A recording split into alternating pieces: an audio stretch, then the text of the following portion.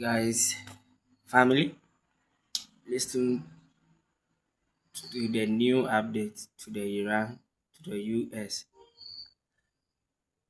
to the war. The war is still ongoing. Part 1. Coca-Cola stick. Listen.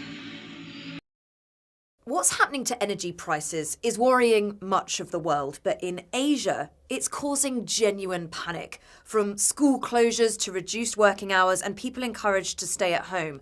Why is Asia being so badly affected by the Iran war?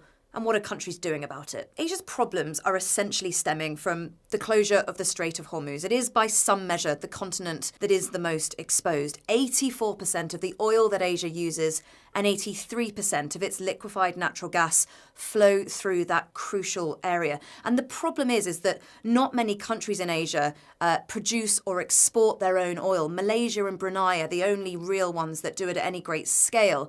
And not that many countries have big stockpiles. Actually, only Japan and China have the ability to readily access their stockpiles. So what are countries doing about it? Well, urgent action is needed because there's lots of examples of stockpiling, and we're seeing some pretty drastic action. So, for example, in countries like Sri Lanka, the working week is being reduced to 4 days, with Wednesdays being designated a public holiday. A similar thing being seen in the Philippines, where officials are being encouraged again to just make a 4-day working week.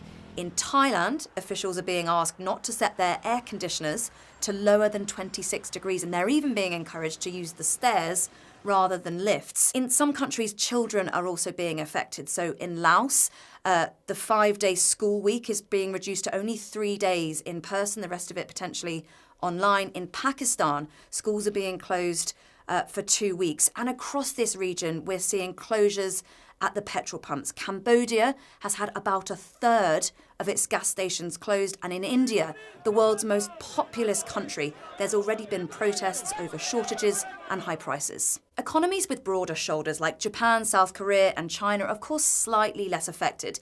But China is a really interesting case.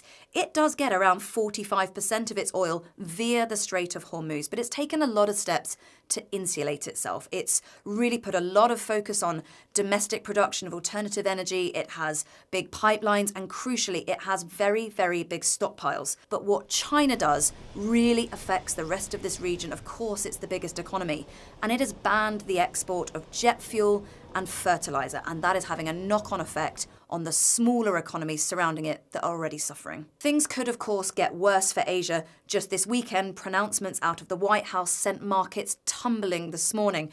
But economies are already really suffering, with factories in some places working on part-time, consumers reducing their spending, and tourism numbers drastically down. Economies here are already in real peril.